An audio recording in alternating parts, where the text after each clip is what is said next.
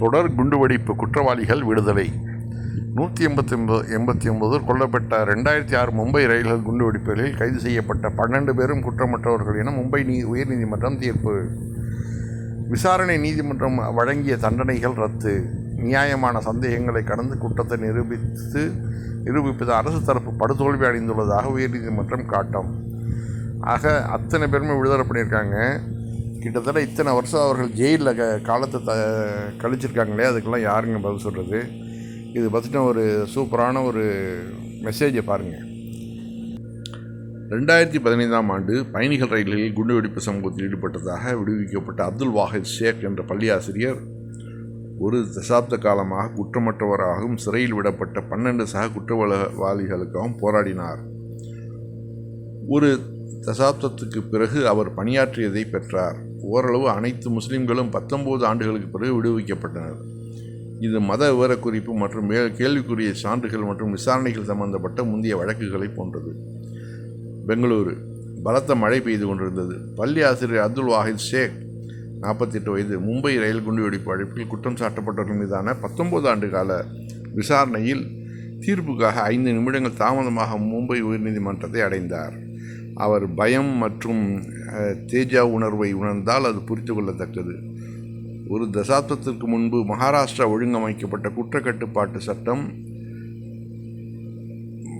சிறப்பு நீதிமன்றம் செப்டம்பர் 11, 2015 அன்று அதே வழக்கில் தீர்ப்பை வழங்கவிருந்தது. இதில் 13 குற்றவாளிகள் அனைவரும் முஸ்லிம் ஆண்கள் ஆவலுடன் எதிர்பார்த்து தாங்கள் விடுவிக்கப்படும் என்று உறுதியாக நம்பினர். மும்பையில் 7 பயணிகள் ரயில்களின் முதல் வகுப்பு பெட்டிகளில் தொடர்ச்சியாக 7 குண்டுவெடிப்பு நடத்தியதாக கூறி நகரின் பயங்கரவாத எதிர்ப்பு படை ATS அவர்களை கைது செய்தது. ரயில் குண்டுவெடிப்புகள் அவை அறியப்பட்டபடி மாலை 6:23 மணி முதல் மாலை 6:29 மணி வரை நிகழ்ந்தன. 187 பேர் கொல்லப்பட்டனர் மற்றும் 829 பேர் காயமடைந்தனர். வழக்கில் போதுமான ஓட்டைகள் இருந்தது. மேலும் ஆண்கள் நம்பிக்கையுடன் இருந்தனர். அவர்கள் நல்ல உடைகளை அணிந்திருந்தனர். நீதிமன்றத்திற்கு வெளியே காத்திருந்த ஊடகங்களுக்கு வெற்றி அடையாளங்களை காட்டினர். மேலும் தீர்ப்புக்கு பிறகு இனிப்புகளுடன் கொண்டாட காலை உணவை தவிர்த்து விட்டனர். மாறாக வாஹித் மட்டும் விடுவிக்கப்பட்டார். 5 பேருக்கு மரண தண்டனை விதிக்கப்பட்டது. 7 பேருக்கு ஆயுள் தண்டனை விதிக்கப்பட்டது. அவர்கள் ஒருவர் COVID-19 தொற்று நோய் காலத்தில் சிறையில் இறந்தார். நீதிபதி முதலில் என் பெயரை 8வது குற்றவாளி என்று குறிப்பிட்டார். நான் சிரிக்க ஆரம்பித்தேன் என்று வாஹித் பிரிவு 14 கூறினார். பின்னர் அவர் மற்ற அனைவரையும் குற்றவாளி என்று தீர்ப்பளித்தார். என்னால் அழுகையை நிறுத்த முடியவில்லை. அது எனக்கு மிகவும் வருத்தமாக இருந்தது. இந்த வழக்கை இறுதிவரை ஒன்றாக எதிர்த்து போராடுவோம் என்று முடிவு செய்திருந்தோம். நாங்கள் ஒன்றாக சிறைக்கு சென்றிருந்தோம். அதை ஒன்றாக விட்டுவிடுவோம் என்று நாங்கள் கூறியிருந்தோம். 10 ஆண்டுகளாக அமைதியான குரலில் பேசும் 48 வயதான வாஹித் விடுவிக்கப்பட்ட ஒரே நபர் என்ற சுமையை சுமந்து வருகிறார்.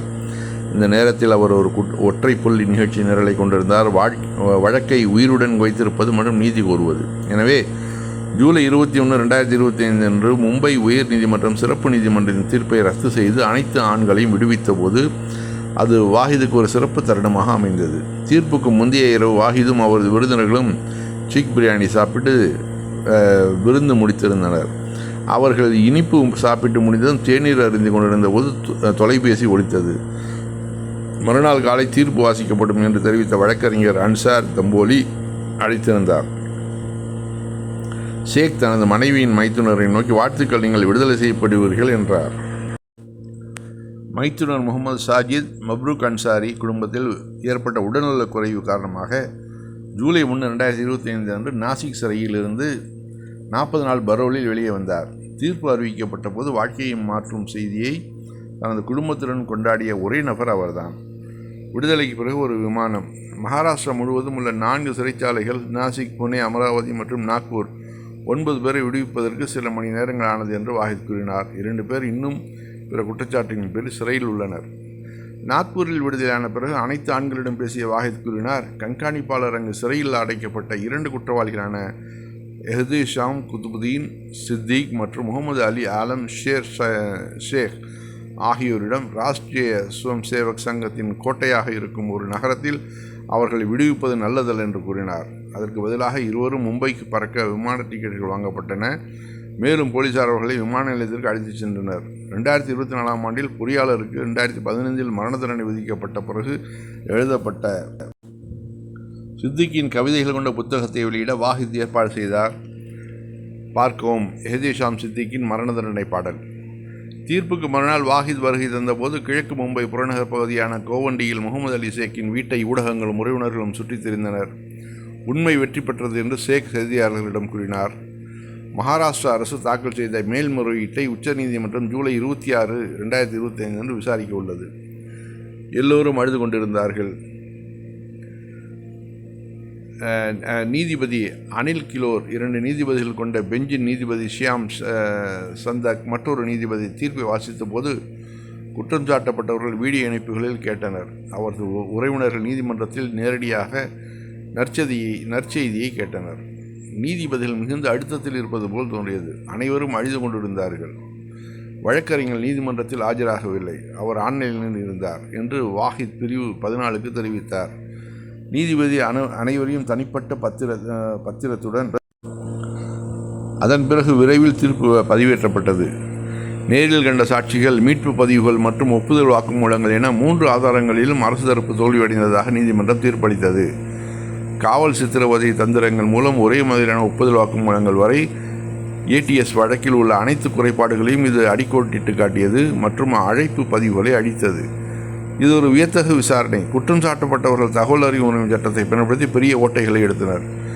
ஏடிஎஸ் வழக்கில் சிலர் தங்கள் தொலைபேசி அழைப்பு பதிவுகள் குற்றம் நடந்த இடத்திற்கு அருகில் இல்லை என்பதற்கான சான்றுகள் இருப்பதாக கூறினர். ஒரு குற்றத்தின் உண்மையான குற்றவாளியை தண்டிப்பது குற்றச் செயல்களை தடுப்பதற்கும் சட்டத்தின் ஆட்சியை நிலைநிறுத்துவதற்கும் குடிமக்களின் பாதுகாப்பையும்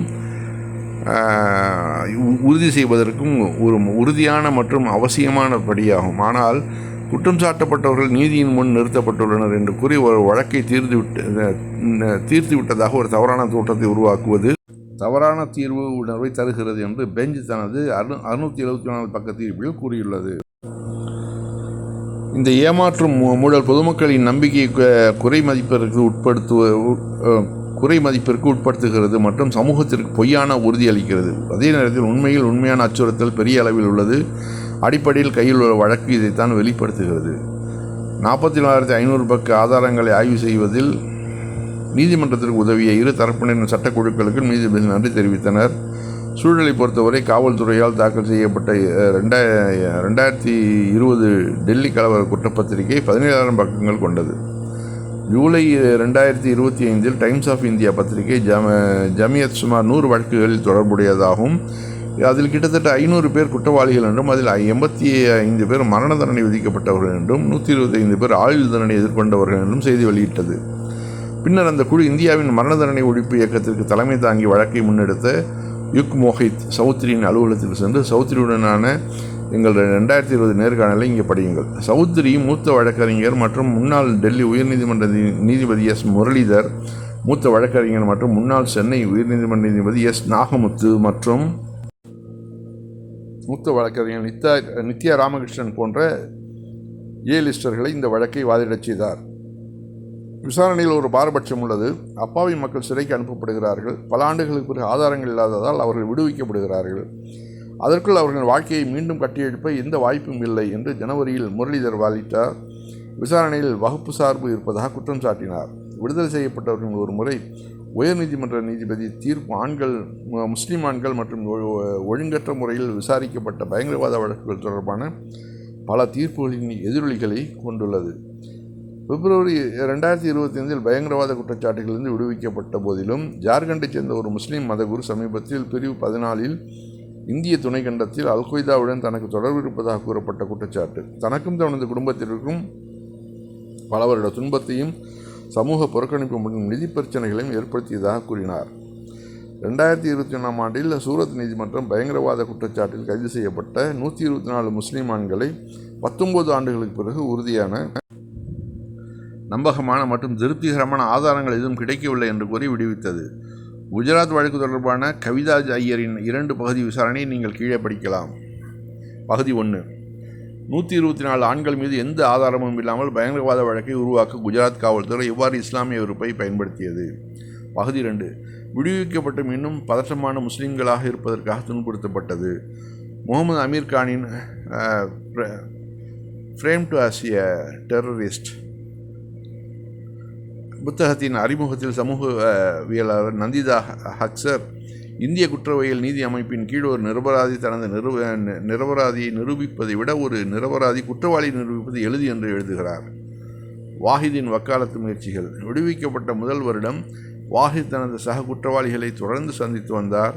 பின்னர் அவர் இன்னசென்ஸ் நெட்வொர்க்கை தொடங்கினார். தவறாக வழக்கு தொடரப்பட்டவர்கள் அல்லது தண்டிக்கப்பட்டவர்கள், குறிப்பாக பயங்கரவாத.